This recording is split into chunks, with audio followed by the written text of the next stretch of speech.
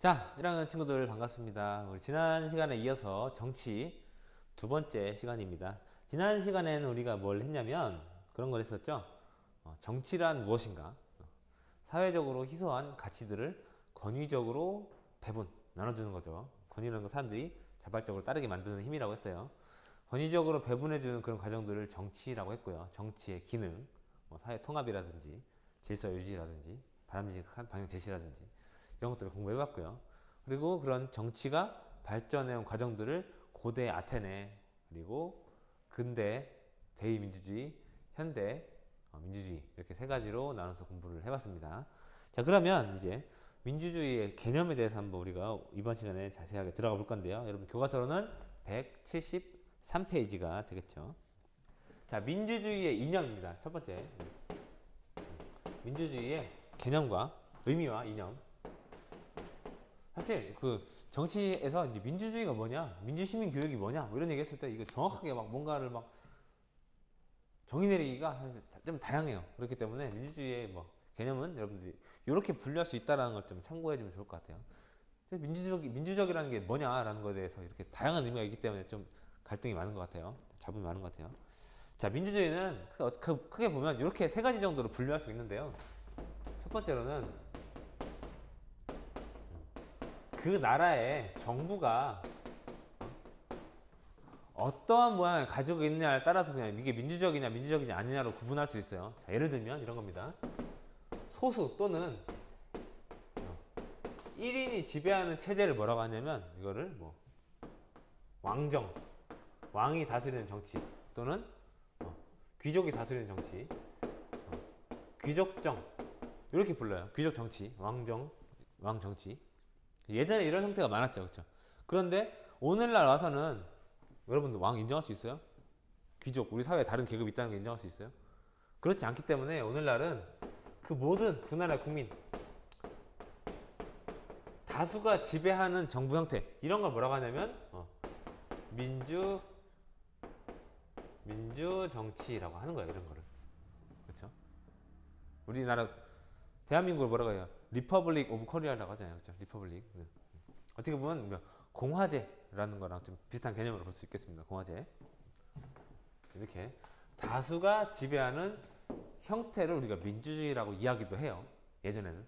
그런데 여기서만 좀 보기엔 요 사이 이 안에 있는 내용들을 조금 더 자세하게 들여다봐야 민주주의가 정확하게 보이기 때문에 나중에 우리가 뭐라고 했냐면 이거를 그 사회가 추구하고자 하는 방향, 그 사회가 어떤 가치를 중심으로 모이는가에 따라서 이 이념으로서 민주주의가 뭔지를 정의할 수 있는데요. 그러니까 이런 거예요. 쉽게 말하면 그 사회가 추구하는 가치가 이거냐 아니냐에 따라서 이게 민주적인 사회냐 아니냐를 볼 수 있는 건데, 이 사회가 어떤 가치를 가져야 되냐고 보냐면 이런 거예요. 개인의 자유와 그리고 평등을 바탕으로 사람들이 인간으로서 존엄하게 살 수 있는 이런 가치들을 추구하는 사회를 우리가 민주주의라고 부르기도 합니다. 두 번째 개념이죠. 그렇죠? 그래서 자유와 평등에 대해서는 우리가 저번에 이제 법 공부하면서 간단하게 공부한 적은 있었는데, 자유는 그런 거죠. 쉽게 말하면 두 가지 의미가 있어요. 첫 번째로는 매우 소극적인 개념, 두 번째는 적극적인 개념 나눠지는데, 소극적인 건 이거예요. 자유는 자유인데 그 범위가 작은 거죠. 여러분 언제 가장 자유롭다고 느껴요? 안 건드릴 때, 그죠? 소극적인 자유는 그겁니다. 최초에 국가나 부당한 간섭으로부터 간섭을 받지 않는 것, 그 자체를 자유롭겠다고 볼 수도 있어요. 그렇죠? 그런데 이렇게 볼 수도 있겠죠. 사람이 누구한테 간섭도 받지 않지만 내가 정작 할 수 있는 건 하나도 없는 그런 상태가 있죠. 자아실현이나 뭐 행복한 삶을 살 수 없는 그런 상태에서 누가 터치하지 않는 거, 이거 진정한 자유라고 볼 수 있을까요? 그럴 수 없죠. 그래서 그 자기가 원하는 행복이나 자아실현 이런 거 추구할 수 있을 정도의 상태까지 올려달라고 정부에 요구할 수 있는 거, 그 상태가 되는 것들을 적극적인 의미의 자유라고 할 수 있어요. 여러분 지금 자유롭게 적극적인 의미의 자유 누리고 있나요? 한번 고민해 보시고. 자, 평등은 두 가지 개념이 있습니다. 우리 지난 시간에 아마 저번 법 단어에서 정의할 때 한번 간단하게 다룬 적이 있었던 것 같아요. 형식적인 의미에서의 평등과 실질적인 의미에서의 평등을 좀 구분해 볼 필요가 있는데요. 형식적인 건 그겁니다.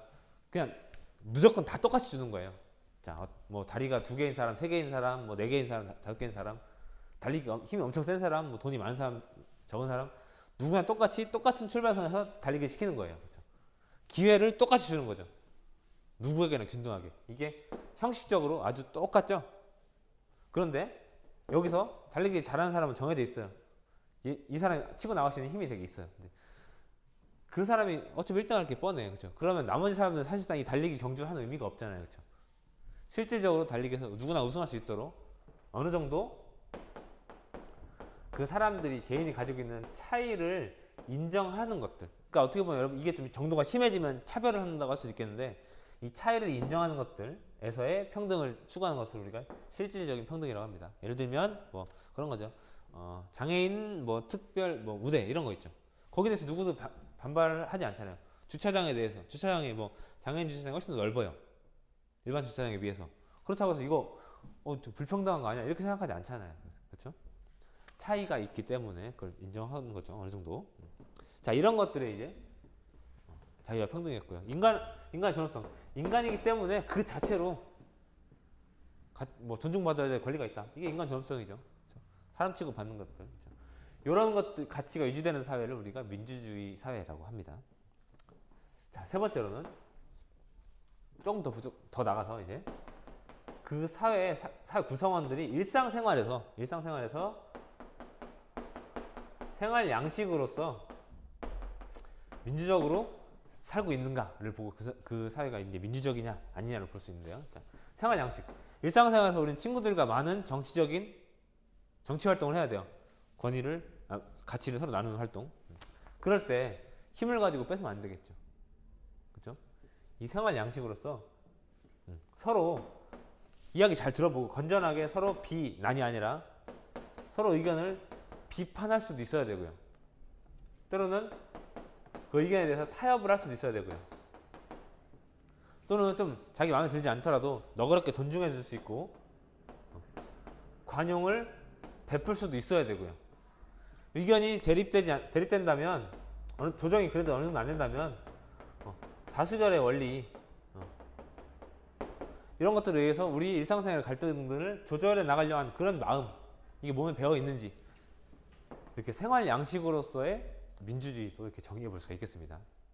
자, 그러면 지금 민주주의가 무엇인지 의미는 여러분들이 173페이지 위에 지금 4줄로 짧게 나와 있지만 이렇게 3가지 정도의 의미를 볼 수가 있다. 그렇죠? 어떻게 보면 점점 범위가 넓어지고 있죠. 단순히 정부 형태냐, 사회의 가치냐, 우리 일상생활에서의 태도냐에 따라서. 그렇죠? 자, 그러면 이제 이런 민주정치를 실현하기 위해서 어떻게 그럼 정치를 운영해야 되는 거냐? 이런 민주주의를 운영하기 위해서 민주주의의 그 원리입니다. 원리. 이건 기본값이에요. 기본값. 민주주의를 운영하기 위한 기본 원리는 여러분 교과서로 174페이지에 있고요. 함께 보겠습니다. 아니면 선생님 같이 나눠준 프린트를 같이 볼까요? 자, 민주정치 기본 원리는 첫 번째로는 국민 주권의 원리예요. 주권이 뭐야? 주인된 권리죠. 국가의 의사를 최종적으로 결정하는 겁니다. 가장 센 힘이죠. 가장 센 최종적인 힘, 주권이 누구에게 있다? 국민에게 있다. 여러분 예전에 그 영화 뭐 변호인에서 보면 국가가 뭡니까? 국가란 국민입니다. 이런 얘기 있었잖아요. 그렇죠? 자, 그렇게 주권이 국민에게 있다라는 것. 그렇기 때문에 국가 권력이 자기 마음대로 행동을 하면 되는 게 아니라 국민의 동의를 받아야 되고 국민의 지지, 밀어줘야만 정당하게 만들어지기도 하고 힘을 쓸 수도 있다는 얘기입니다. 이게 국민 주권의 원리. 자, 두 번째로는 국민 자치의 원리입니다. 자치, 스스로 다스릴 치자예요. 스스로 국민이 다스린다는 얘기예요. 그렇죠? 주권을 가진 국민이 스스로 나라를 다스려야 된다. 이거 우리가 뭐 다스리는 형태는 직접 참여해가지고 하는 것도 있지만 간접적으로 이 의견을 대신할 수 있는 사람들을 뽑아주는 거 있잖아요. 저번 시간에 봤던 대의민주주의 같이. 그러니까 직접 민주정치, 간접 민주정치 이거 전부 다 우리가 참여하는 거예요. 실제로. 그래서 국민 자치의 원리. 세 번째로는 입헌주의의 원리. 입은 세운다, 설 입자거든요. 세운다. 헌법을 세운다는 건데요. 헌법의 기초에서 뭐를 해야 된다는 얘기겠죠. 입헌주의의 원리. 헌법에 따라서 뭘 해요? 정치 활동을 하는 국가기관, 입법부, 행정부, 사법부를 만들고 이 사람들이 권력을 행사하도록 하는 것들이죠. 헌법에 어긋나는 짓을 하지 말라는 얘기예요.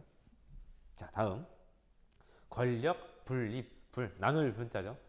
나눠놓는다는 얘기예요. 권력을 나눠서 준다는 얘기인데 누가 나눠갔냐면 국가기관 이걸 다 가져버리면 스스로 법도 자기 마음대로 만들고 이거 집행도 해버리고 불만이 있으면 이것도 판단까지 해버리고 이렇게 되면 안 되겠죠. 모든 걸 다 하면. 그렇죠. 그렇기 때문에 세 가지를 쪼개서 가져가게 하는 겁니다. 그래서 법을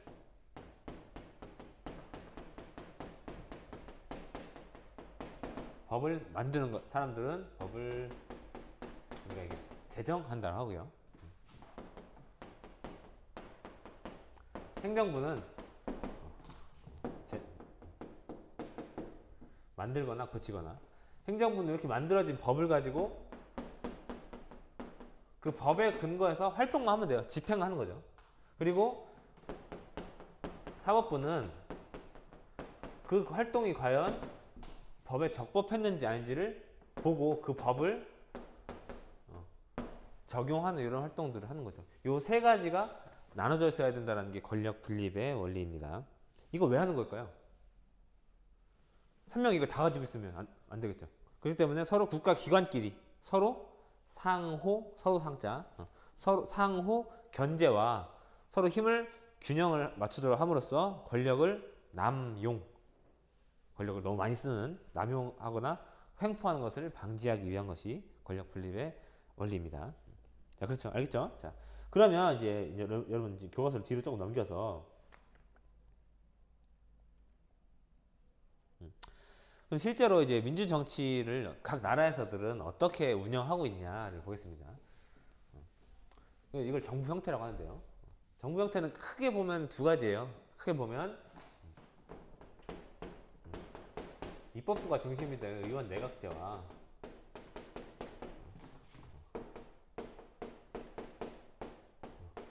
대통령제, 이렇게 두 가지로 나눠 볼 수가 있는데요. 자, 의원 내각제의 대표적인 나라는 영국이에요. 영국 또는 뭐 일본. 그렇죠? 대통령제의 아주 기본이 된 나라는 미국입니다. 자, 그러면 하나하나 한번 뜯어 보겠습니다. 자, 의원 내각제가 뭐냐면, 자, 여러분 그 177페이지를 잘 보면요, 여기 그림이 두 가지가 있을 거예요. 의원 내각제는 여러분들 뭐 좌파 우파 뭐 이런 거 얘기하는 것처럼 왼쪽 오른쪽에 서로 의견을 다른 사람들이 와가지고 서로 회의를 하는 거죠. 이렇게 이런 모습들 영화에서 아마 많이 봤을 거예요. 그렇죠? 이런 모습들. 자, 그리고 요거는 이제 뒤에 나오니까 한번 뒤에 영상을 같이 보는 게 좋겠네요. 자, 그러면 의원 내각제와 대통령제는 이렇게 다른데요. 자, 178페이지를 한번 보겠습니다. 178페이지 보면 의원 내각제와 대통령제가 있고요. 그 관련된 영상 여러분들 요거 클릭해 보면 이렇게 재밌어요. 이렇게 자막도 보면서 의원 내각제가 어떤 거고 대통령제가 무엇인지 여러분들이 하나씩 다 클릭해서 볼 수가 있으니까 지금 이거 유튜브는 저작권 때문에 이걸 다 보여줄 수는 없고요. 여러분들이 디지털 교과서를 가지고 한번 보십시오. 자, 의원 내각제는 뭐냐면 이런 거예요. 아까 우리 한 나라의 국가기관은 법을 만드는 입법부, 법을 실제로 집행하는 행정부, 이걸 적용하는 사법부가 있다고 했는데요. 근데 실제로 우리 삶에 가장 와닿는 거는 이 두 가지예요. 만들어진 법과 그 법이 우리한테 직접 들어오는 과정. 이 두 가지. 이 둘의 관계를 가지고 이렇게 두 가지 정부 형태를 나눌 수가 있는 건데요. 이런 겁니다. 의원 내각제는 이렇게 돼요. 우리 국민이 정치에 참여하기 위해서 오늘날 투표를 하죠. 투표를 해서 뭘 뽑냐면요. 의회를 구성해요. 당연히 이 안에 있는 사람들 우리가 의원이라고 하죠. 의회를 선거를 통해서 직접 투표하는 거죠. 선거를 통해서 의회를 만들어 놔요. 그러면 뭐 A당에서 몇 명, B당에서 몇 명, 뭐 C당에서 몇 명, 이렇게 해서 여러 가지 당별로 국회의원이 뽑히겠죠. 그렇죠? 그럼 그 중에서 과반수 이상 가장 많은 당을 차지한 그 당에서 대표가 의회의 대표가 되는 거예요. 그래서 그 사람들이 뭘 하냐면 행정부를 직접 꾸려요. 자기 사람들로 A 의원은 보건복지부 장관 하시고 B 의원은 뭐 교육부 장관 하시고 어디는 뭐 과학부 장관 하시고 이렇게 자기 당 의원 중에서 이렇게 행정부인 내각을 구성하게 해요. 이거는 국민이 뽑는 게 아니니까 그 중에서 그냥 선출 뽑히는 거라고 봅시다. 자, 국민이 의회에만 투표해요. 여기 내각 뽑지 않습니다. 이렇게 해서 뽑으면 요 법을 만드는 의회랑 법을 집행하는 내각이랑 친하겠어요, 안 친하겠어요? 친하겠죠. 자기 사람들을 뽑혔는데, 그렇죠? 그렇기 때문에 이 두 사이가 굉장히 가까워요. 이게 다예요. 그렇습니다. 자, 그러면 여기서 한번 볼게요. 가깝기 때문에 무슨 일이 벌어지냐면, 자, 거기 빈칸 채워서 봅시다. 자, 의원내각제는 입법부와 행정부가 밀접한 관계를 맺고 국정을 운영하는 정부 형태로 국민이 선거를 통해 입법부의 의원을 뽑으면 의회에서 다수 많은 인원을 차지한 당의 대표가 총리 또는 수상이 됩니다. 총리나 수상이 되어서 행정부를 직접 구성해요. 그렇죠? 그러면 이제 무슨 일이 벌어지냐면 입법부에서 국회의원이 뽑혔고 국회의원이 곧 장관도 할 수 있는 거잖아요. 의원이 내각을 겸직 같이 할 수 있는 거예요. 의원하면서 장관도 하는 거죠. 그죠? 그렇기 때문에 이 사람은 원래 의원이잖아요. 법을 만드는 의원. 그렇기 때문에 2번 봐봐. 직접 법을 만들 수도 있어요. 법률안을 제출할 수도 있어요. 내각이. 행정부는 원래 법을 만들어준 거 집행만 해야 되는 건데 원래 법을 만든 사람이 여기 들어왔기 때문에 자기들이 법을 직접 낼 수도 있다고요. 그렇죠? 그리고 의회는 내각이 국정운영, 이 사람들이 잘못했을 때 우리 중에서 잘할 것 같은 사람 장관 안 차는데 잘 못해. 그럼 어떻게 하면 돼요? 원래 자기 친한 사람들이니까 내려오세요.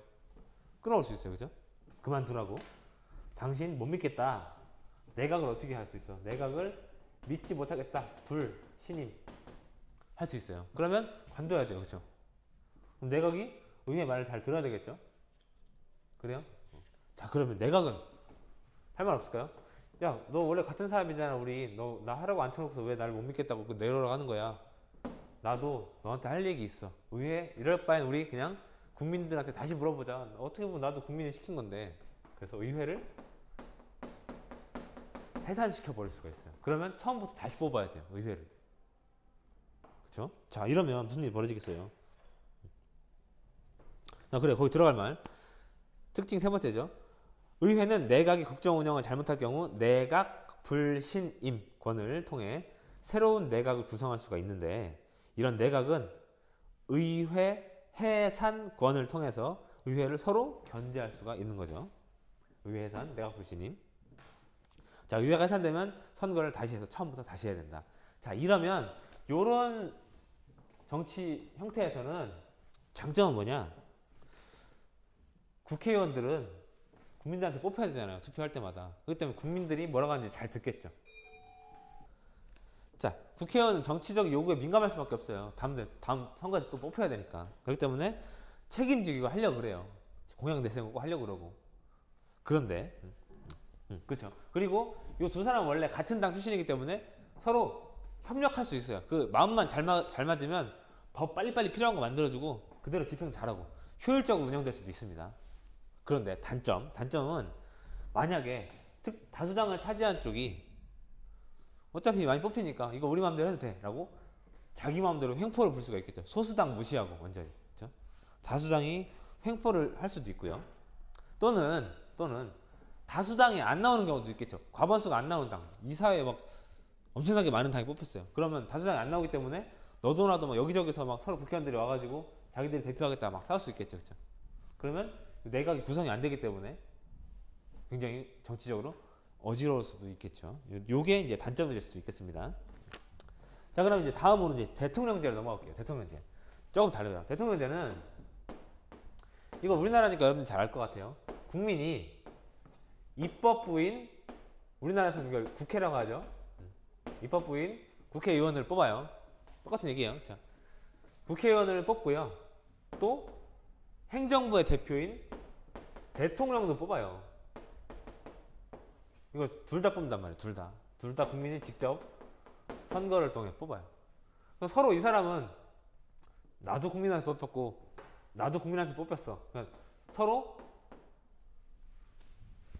주권자한테 뽑혔으니까 할 말이 있겠죠. 사이가 좋을까 안 좋을까요? 사이 별로 좋지 않아요. 서로 엄청나게 견제하고 독립되어 있으려고 한단 말이죠. 자, 그러면 이런 형태에서 나타날 수 있는 장단점을 한번 보겠습니다. 자, 여기 한번 볼게요. 자, 여러분 프린트.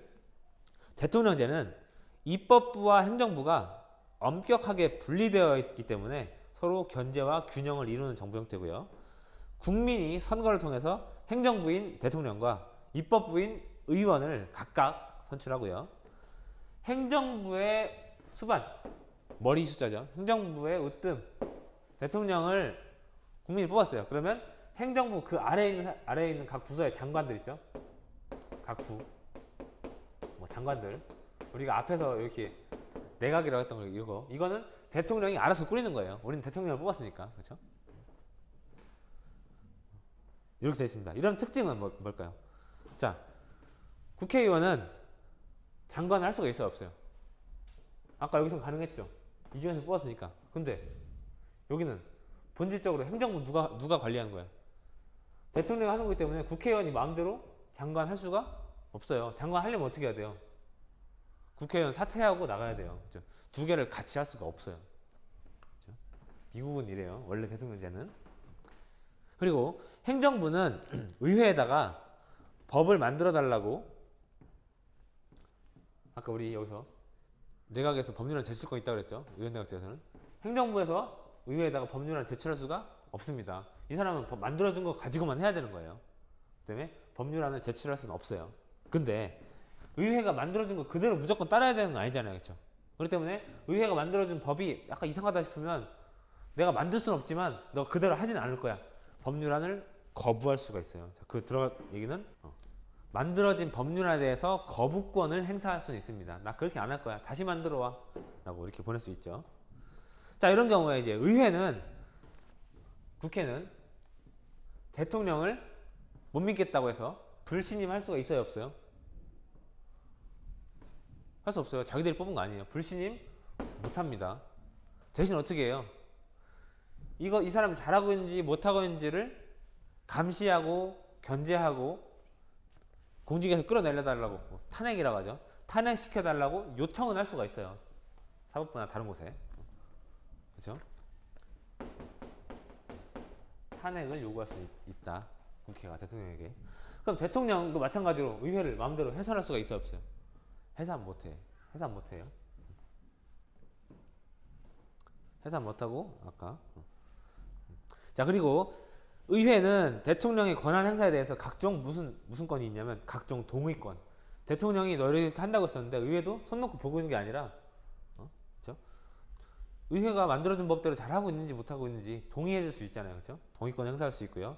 탄핵 소송을 제기할 수 있는 거예요. 탄핵 소추권 이런 것도 있고, 국정감사 또는 국정조사 이런 걸 통해서 정부를 견제할 수가 있는 게 대통령제의 특징입니다. 자, 이랬을 때 뭐가 좋냐면 대통령이 의회에 의해서 잘리지 않아요. 대통령의 임기가 딱 그 정해진 기간 동안 보장이 돼요. 임기 동안은. 그러니까 정부가 어떤 정책을 추진하고 딱 했다. 그러면 대통령이 내려오기 전까지는 안정적으로 계속 추진할 수가 있어요. 그렇죠? 그리고 대통령은 법률안 거부권을 통해서 다수당의 횡포를 막을 수 있어요. 여기서 뽑힌 거 아니잖아요. 그렇죠? 이 당의 대표랑 대통령이 속한 당이랑 다를 수가 있잖아요. 그렇죠? 국민이 따로 뽑았으니까. 다수당이 마음대로 할 수 있는 문제점을 대통령제에서는 또 막을 수도 있다는 거죠. 단점은 뭘까? 단점. 자, 대통령에게 행정부의 모든 권한이 집중되다 보니까 잘못하면 이게 독재로 나타날 수도 있어요. 그리고 행정부와 의회가 각각 국민한테 뽑혔다고 어깨에 힘 딱 주고 있으니까 이 둘이 싸우면 중재해 줄 사람이 없어. 굉장히 이럴 때는 전국이 마비되는 거죠. 정치가 마비되는 그런 형태가 나타날 수도 있습니다. 자, 그러면 이렇게 지금 우리 두 가지를 봤는데 우리나라는 그럼 지금 뭘 하고 있는 나라예요? 결론부터 얘기하면 우리나라는 대통령제를 선택하고 있지만 의원 내각제 요소를 조금 추가해서 가져왔어요.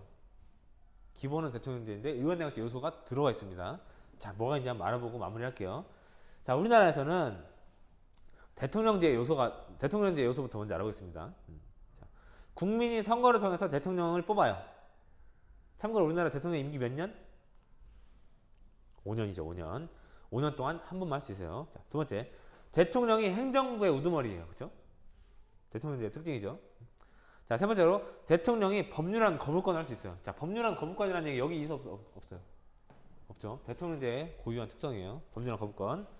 자, 그리고 국회는 불신임할 수 있어요, 없어요? 없어요. 국회는 대신 뭘로 견제한다 했어요? 국정감사, 국정조사, 탄핵 이런 걸로 통해서 견제할 수 있다 했고요. 대통령의 불신임권, 국회의 대통령 불신임권, 대통령의 국회 해산권 이런 거 없어요. 이거는 의원내각제 요소죠. 자, 그러면 우리나라에 있는 내각제 요소는 뭐가 있냐? 자, 첫 번째로는 국회의원이 장관 할 수 있어요. 우리나라는 특이하게 국회의원인데 장관이 가능해요. 이건 원래 여기서만 가능한 건데, 그죠? 그리고 행정부에서도 법률안 제출권이 인정이 돼요. 행정부에서도. 왜냐면 여기 속해 있으니까, 그죠? 국회의원이니까. 자, 그 다음에 국무총리라는 게 존재한다는 그 자체. 국무총리가 있다는 거. 총리는 원래 어디 있는 거예요? 여기 의회 대표를 총리라고 부르는 거잖아요. 그렇죠? 우리나라는 대통령이 있는데도 불구하고 총리를 또 두고 있기 때문에 요거 자체가 내각제 요소로 볼 수가 있겠다라는 거죠.